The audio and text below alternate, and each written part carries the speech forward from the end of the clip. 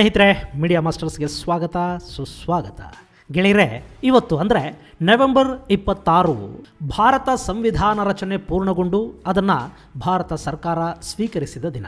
ಗೆಳೆಯರೆ, ನಮಗೆಲ್ಲ ಗೊತ್ತಿರೋ ಹಾಗೆ ಜನವರಿ 26 ನಮ್ಮ ಸಂವಿಧಾನ ಜಾರಿಯಾದ ದಿನ. ಆದರೆ ಕಳೆದ 2015ರಿಂದ ಸಂವಿಧಾನವನ್ನು ಭಾರತ ಅಂಗೀಕರಿಸಿದ ದಿನವಾದ ನವೆಂಬರ್ 26 ಭಾರತದ ಸಂವಿಧಾನ ದಿನಾಚರಣೆಯನ್ನಾಗಿ ಆಚರಿಸುವ ಪದ್ಧತಿ ಶುರುವಾಗಿದೆ. ಈ ನವೆಂಬರ್ 26 ಸಂವಿಧಾನ ದಿನಾಚರಣೆಯನ್ನಾಗಿ ಘೋಷಿಸಿದ್ದು ಪ್ರಧಾನಿ ನರೇಂದ್ರ ಮೋದಿ. ಈ ಆಚರಣೆಗಳು, ಸಂಭ್ರಮಗಳು ಇವೆಲ್ಲವುಗಳ ಜೊತೆಗೆ ಸಂವಿಧಾನ ಮತ್ತು ಅದರ ರಚನೆಯ ಹಿಂದಿನ ಕಸರತ್ತು ಹಾಗೂ ನಮ್ಮ ಸಂವಿಧಾನದ ಕೆಲ ವಿಶೇಷಗಳನ್ನು ನಾನಿಲ್ಲಿ ನಿಮ್ಮ ಮುಂದಿಡೋ ಪ್ರಯತ್ನ ಮಾಡ್ತೀನಿ, ಅದು ಕೂಡ ಅತ್ಯಂತ ಸಂಕ್ಷಿಪ್ತವಾಗಿ. ಬನ್ನಿ ಹಾಗಾದರೆ ಭಾರತದ ಸಂವಿಧಾನದ ಮಹತ್ವವನ್ನು ಒಂದು ಸ್ವಲ್ಪ ನೋಡ್ಕೊಂಡು ಬಂದುಬಿಡೋಣ.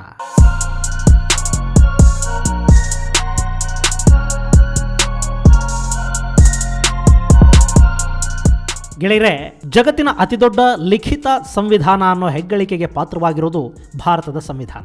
ಸುಮಾರು 1,17,369 ಪದಗಳಿಂದ ನಮ್ಮ ಸಂವಿಧಾನ ಕೂಡಿದೆ. ಈ ಸಂವಿಧಾನ ರಚನೆಯ ಕೆಲಸ ಸುಖವಾಗಿ ಸುಮ್ಮನೆ ಆಗೋಗ್ಲಿಲ್ಲ. ಭಾರತದ ಸ್ವಾತಂತ್ರ್ಯಕ್ಕಾಗಿ ಹೋರಾಟ ನಡೀತಿದ್ದ ದಿನಗಳಲ್ಲೇ ಮುಂದೆ ಈ ದೇಶಕ್ಕೆ ಸ್ವಾತಂತ್ರ್ಯ ಸಿಕ್ಕರೆ ಆಡಳಿತ ಹೇಗಿರಬೇಕು ಅನ್ನೋ ಬಗ್ಗೆ ಕೂಡ ಒಂದಷ್ಟು ಚರ್ಚೆಗಳು, ರೂಪುರೇಷೆಗಳು ಅವತ್ತಿಗೆ ಸಿದ್ಧವಾಗತೊಡಗಿದ್ವು. 1927ರಲ್ಲಿ ಮುಂಬೈಯಲ್ಲಿ ನಡೆದ ಕಾಂಗ್ರೆಸ್ ಸಮ್ಮೇಳನದಲ್ಲಿ ಮೋತಿಲಾಲ್ ನೆಹರು ಸಂವಿಧಾನ ರಚನೆಯನ್ನ ಮಾಡಬೇಕು ಅನ್ನೋ ನಿಲುವಳಿಯನ್ನು ಮಂಡಿಸ್ತಾರೆ. ಅದನ್ನು ಆಧರಿಸಿ ಕಾಂಗ್ರೆಸ್ ಪಕ್ಷ 1928ರಲ್ಲಿ ಸರ್ವಪಕ್ಷ ಸಭೆ ಕರೆದು ಮೋತಿಲಾಲ್ ನೆಹರು ಅವರ ನೇತೃತ್ವದಲ್ಲಿ ಒಂದು ಸಮಿತಿಯನ್ನು ರಚಿಸುತ್ತೆ. ಅವರು ಕೊಟ್ಟ ವರದಿ ನೆಹರು ವರದಿ ಅಂತಾನೆ ಪ್ರಖ್ಯಾತಗೊಳ್ತು. ಮುಂದೆ 1933ರಲ್ಲಿ ಹರಿಹರಪುರದ ಕಾಂಗ್ರೆಸ್ ಸಮ್ಮೇಳನದಲ್ಲಿ ಹಾಗೂ 1940ರ ರಾಮಗಢ ಸಮ್ಮೇಳನದಲ್ಲಿ ಪ್ರಜಾಪ್ರತಿನಿಧಿಗಳನ್ನು ಹೊಂದಿದ ಸಂವಿಧಾನ ರಚನಾ ಸಭೆಯ ಬಗ್ಗೆ ಪ್ರಸ್ತಾಪಿಸಲಾಗುತ್ತೆ. ಇದರ ನಂತರ ಪ್ರಥಮ ಬಾರಿಗೆ ಬ್ರಿಟಿಷ್ ಸರ್ಕಾರ ಅನೇಕ ಮಿತಿಗಳೊಂದಿಗೆ ಸಂವಿಧಾನ ರಚನಾ ಸಭೆಗೆ ಒಪ್ಪಿಗೆಯನ್ನು ಕೊಡುತ್ತೆ. ಇದು 1940ರ ಆಗಸ್ಟ್ ಆಫರ್ ಅಂತಲೇ ಪ್ರಖ್ಯಾತಿಯನ್ನು ಪಡೆಯಿತು. ಮುಂದೆ 1942ರಲ್ಲಿ ಕ್ರಿಪ್ಸ್ ಆಯೋಗ ಭಾರತೀಯರನ್ನೊಳಗೊಂಡ ಸಂವಿಧಾನ ಸಭೆಯ ರಚನೆಗೆ ಯೋಜನೆಯನ್ನೇನು ರೂಪಿಸಿತು. ಆದರೆ ಭಾರತಕ್ಕೆ ಸ್ವಾತಂತ್ರ್ಯ ಕೊಡೋ ಉದ್ದೇಶನೇ ಅವತ್ತಿಗಿನ್ನೂ ಬ್ರಿಟಿಷರಿಗೆ ಸಂಪೂರ್ಣವಾಗಿ ಇರಲಿಲ್ಲ. ಹೀಗಾಗಿ ಬ್ರಿಟಿಷರ ಅಡಿಯಲ್ಲೇ ಒಂದು ಸಂವಿಧಾನ ರಚನೆಯ ಪ್ರಸ್ತಾಪ ಅದಾಗಿತ್ತು ಮತ್ತು ಅದರಲ್ಲಿದ್ದ ನಿಬಂಧನೆಗಳಿಗೆ ಸಹಜವಾಗಿ ಭಾರತೀಯರು ತೀವ್ರ ವಿರೋಧವನ್ನು ವ್ಯಕ್ತಪಡಿಸಿದರು. ಹೀಗಾಗಿ ಸಂವಿಧಾನ ರಚನಾ ಪ್ರಕ್ರಿಯೆ ಮತ್ತೆ ನೆನೆಗುದಿಗೆ ಬಿತ್ತು. ಈ ಮಧ್ಯೆ ಎರಡನೇ ವಿಶ್ವಯುದ್ಧ ಆರಂಭವಾಯ್ತಲ್ಲ, ಆ ಯುದ್ಧ 1945ರ ಮೇ 9ನೇ ತಾರೀಕು ಮುಕ್ತಾಯವಾಗುತ್ತೆ. ಅದೇ ವರ್ಷ ಜುಲೈನಲ್ಲಿ ಯುನೈಟೆಡ್ ಕಿಂಗ್ಡಮ್ನಲ್ಲಿ ಹೊಸ ಸರ್ಕಾರ ಅಧಿಕಾರಕ್ಕೆ ಬಂತು. ಆ ಸರ್ಕಾರ ತನ್ನ ಹೊಸ ಭಾರತೀಯ ಪಾಲಿಸಿಯನ್ನು ಘೋಷಣೆ ಮಾಡಿತು ಮತ್ತು ಸಂವಿಧಾನದ ಕರಡನ್ನು ತಯಾರು ಮಾಡುವ ಪ್ರಯತ್ನಗಳಿಗೆ ಮತ್ತೆ ರೆಕ್ಕೆಗಳು ಮೂಡಿದವು. 3 ಬ್ರಿಟಿಷ್ ಮಂತ್ರಿಗಳ ತಂಡವೊಂದು ಭಾರತದ ಸ್ವಾತಂತ್ರ್ಯದ ಬಗ್ಗೆ ರೂಪುರೇಷೆಗಳನ್ನು ಸಿದ್ಧಪಡಿಸೋದಕ್ಕಾಗಿ ಭಾರತಕ್ಕೆ ಬಂತು. ಈ ತಂಡವನ್ನು ಕ್ಯಾಬಿನೆಟ್ ಮಿಷನ್ ಅಂತ ಕರೆದರು. ಈ ಕ್ಯಾಬಿನೆಟ್ ಮಿಷನ್ ಸಂವಿಧಾನದ ರೂಪುರೇಷೆಗಳನ್ನು ಚರ್ಚೆ ಮಾಡಿ ಕರಡು ಸಂವಿಧಾನ ರಚನೆಗೆ ಅನುಸರಿಸಬೇಕಾದ ಕಾರ್ಯವಿಧಾನದ ಕೆಲ ವಿವರಗಳನ್ನು ಸ್ಪಷ್ಟಪಡಿಸಿತು. ಕೊನೆಗೂ ಕ್ಯಾಬಿನೆಟ್ ಆಯೋಗದ ಸುಪರ್ದಿಯಲ್ಲಿ ಸಂವಿಧಾನ ರಚನೆಯ ಬಗ್ಗೆ ಕೆಲಸಗಳು ಶುರುವಾದವು.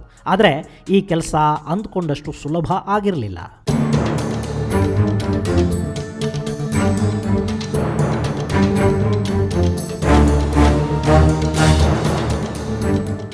ಭಾರತ ವಿವಿಧ ಭಾಷೆ, ಪ್ರಾಂತ, ನಾಗರಿಕತೆಗಳು ಮತ್ತು ಜನಾಂಗಗಳನ್ನು ಹೊಂದಿದ್ದ ಸುವಿಶಾಲ ದೇಶ. ಇಲ್ಲಿ ಬ್ರಿಟಿಷ್ ಅಥವಾ ಅಮೆರಿಕಾದ ಥರ ಯಾರೋ 4 ಮಂದಿ ಬುದ್ಧಿವಂತರು ಕೂತ್ಕೊಂಡು ಕಾನೂನನ್ನು ರೂಪಿಸುವುದಕ್ಕೆ ಸಾಧ್ಯ ಇರಲಿಲ್ಲ. ಹೀಗಾಗಿ ಭಾರತದ ಜನರೇ ಪ್ರಾಂತೀಯ ಸಭೆಗಳ ಸದಸ್ಯರನ್ನು ಆರಿಸಿ ಆ ಸದಸ್ಯರು ಸಂವಿಧಾನ ರಚನಾ ಸಮಿತಿಯ ಸದಸ್ಯರನ್ನು ಆಯ್ಕೆ ಮಾಡೋ ಅವಕಾಶವನ್ನು ಕಲ್ಪಿಸಲಾಯಿತು. ಹೀಗೆ 389 ಸದಸ್ಯರನ್ನು ಒಳಗೊಂಡ ಸಂವಿಧಾನ ರಚನಾ ಸಮಿತಿ ಸಿದ್ಧವಾಯಿತು. 1946ರ ಡಿಸೆಂಬರ್ 6ನೇ ತಾರೀಕು ಈ ರಚನಾ ಸಮಿತಿಯನ್ನು ರೂಪಿಸಲಾಯಿತು ಮತ್ತು ಡಿಸೆಂಬರ್ 9ನೇ ತಾರೀಕು ಸಮಿತಿಯ ಮೊದಲ ಸಭೆ ನಡೆಯಿತು. ಇದರ ಅಧ್ಯಕ್ಷತೆಯನ್ನು ವಹಿಸಿದ್ದವರು ಡಾಕ್ಟರ್ ಸಚ್ಚಿದಾನಂದ ಸಿನ್ಹಾ. ಆದರೆ ಮೊದಲ ಸಭೆಯಲ್ಲೇ ಮುಸ್ಲಿಂ ಲೀಗ್ ಈ ಸಭೆಯನ್ನು ಬಹಿಷ್ಕರಿಸಿ ಹೊರನಡೀತು.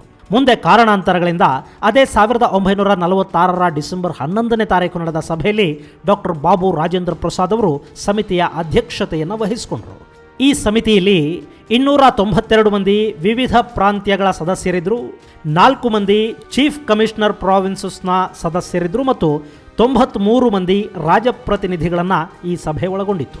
ಇದರಲ್ಲಿ ಜವಾಹರ್ಲಾಲ್ ನೆಹರು, ರಾಜೇಂದ್ರ ಪ್ರಸಾದ್, ಸರ್ದಾರ್ ಪಟೇಲ್, ಮೌಲಾನಾ ಅಬುಲ್ ಕಲಾಂ ಆಜಾದ್ ಮತ್ತು ಶ್ಯಾಮ್ ಪ್ರಸಾದ್ ಮುಖರ್ಜಿ, ಬೆನಗಲ್ ನರಸಿಂಗರಾವ್ ಮುಂತಾದವರು ಪ್ರಮುಖರಾಗಿದ್ದರು. ಮತ್ತು ಈ BN ರಾವ್ ಅಂದ್ರೆ ಬೆನಗಲ್ ನರಸಿಂಗರಾವ್ ಸಂವಿಧಾನಿಕ ಕಾನೂನು ಸಲಹೆಗಾರರಾಗಿ ಈ ಸಮಿತಿಗೆ ನೇಮಕಗೊಂಡರು. ಈ ಸಮಿತಿಯಲ್ಲಿ ಪರಿಶಿಷ್ಟ ವರ್ಗಗಳನ್ನು ಪ್ರತಿನಿಧಿಸುವ 30ಕ್ಕೂ ಹೆಚ್ಚು ಸದಸ್ಯರಿದ್ದರು. ಜೊತೆಗೆ ಆಂಗ್ಲೋ ಇಂಡಿಯನ್ ಸಮುದಾಯವನ್ನ ಫ್ರಾಂಕ್ ಆಂಟನಿ ಹಾಗೂ ಪಾರ್ಸಿ ಜನರನ್ನ HP ಮೋದಿ, ಕ್ರೈಸ್ತ ಸಮುದಾಯವನ್ನ ಹರೇಂದ್ರ ಕುಮಾರ್ ಮುಖರ್ಜಿ ಅವರು ಪ್ರತಿನಿಧಿಸಿದರು. ಇವರೆಲ್ಲರ ಜೊತೆಗೆ ಇಲ್ಲಿ ಅತ್ಯಂತ ಪ್ರಮುಖ ಜವಾಬ್ದಾರಿಯನ್ನ ನಿರ್ವಹಿಸಿದವರು ಅಂದ್ರೆ ಡಾಕ್ಟರ್ BR ಅಂಬೇಡ್ಕರ್ ಹಾಗೂ ಅಲ್ಲಾಡಿ ಕೃಷ್ಣಸ್ವಾಮಿ. ಇನ್ನು ಇವ್ರ ಜೊತೆಗೆ ಸರೋಜಿನಿ ನಾಯ್ಡು, ವಿಜಯಲಕ್ಷ್ಮಿ ಪಂಡಿತ್ರಂಥ ಸುಮಾರು 15 ಮಹಿಳಾ ಸದಸ್ಯರು ಕೂಡ ಈ ಸಮಿತಿಯಲ್ಲಿದ್ದರು. ಇನ್ನು ಇದೇ ಹೊತ್ತಿಗೆ ಅಂದ್ರೆ 1947 ಆಗಸ್ಟ್ 15ನೇ ತಾರೀಕು ಭಾರತಕ್ಕೆ ಸ್ವಾತಂತ್ರ್ಯ ಸಿಕ್ತು. ಹೀಗಾಗಿ ಸಂವಿಧಾನ ರಚನಾ ಸಮಿತಿ ಕೂಡ ಸ್ವಾಯತ್ತತೆಯನ್ನು ಪಡೆಯಿತು ಮತ್ತು ಸಂವಿಧಾನ ರಚನೆಯ ಕೆಲಸ ವೇಗವನ್ನು ಪಡ್ಕೊಳ್ತು. ಈ ಮಧ್ಯೆ ಸಂವಿಧಾನ ಕರಡು ಸಮಿತಿಯ ಅಧ್ಯಕ್ಷರಾಗಿ ಡಾಕ್ಟರ್ BR ಅಂಬೇಡ್ಕರ್ ಅವರು ಆಯ್ಕೆಯಾದರು.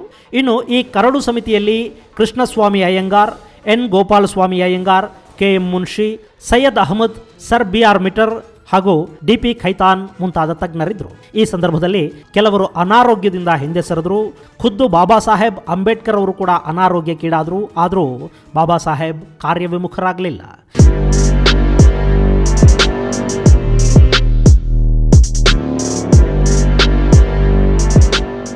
ಕರಡು ಪ್ರತಿ ಸಿದ್ಧವಾಯಿತು. ಆನಂತರ ಕೆಲ ಪರಿಷ್ಕರಣೆಗಳೊಂದಿಗೆ 1949 ನವೆಂಬರ್ 26ನೇ ತಾರೀಕು ಪರಿಷ್ಕೃತ ಸಂವಿಧಾನವನ್ನು ಭಾರತ ಸರ್ಕಾರ ಅಂಗೀಕರಿಸಿತು. ಈ ಕರಡು ಸಂವಿಧಾನದಲ್ಲಿ ಸುಮಾರು 7,000 ತಿದ್ದುಪಡಿಗಳನ್ನು ಮಾಡಲಾಗಿದೆ.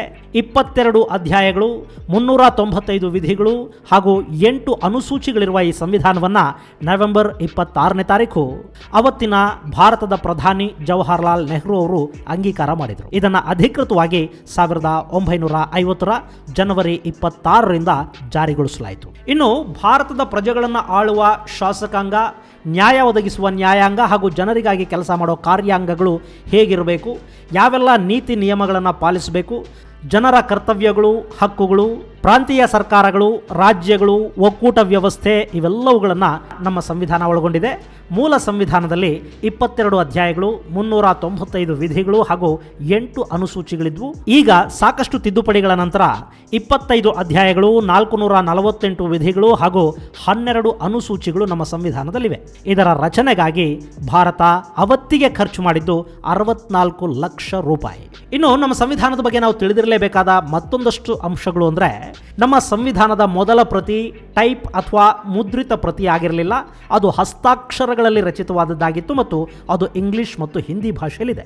ಭಾರತ ಸಂವಿಧಾನದ ಮೂಲ ಪ್ರತಿಗಳನ್ನು ವಿಶೇಷ ಹೀಲಿಯಂ ತುಂಬಿದ ಕವಚಗಳಲ್ಲಿ ರಕ್ಷಿಸಲಾಗಿದ್ದು, ಇದು ಭಾರತದ ಸಂಸತ್ ಭವನದ ಗ್ರಂಥಾಲಯದಲ್ಲಿ ಇರಿಸಲಾಗಿದೆ.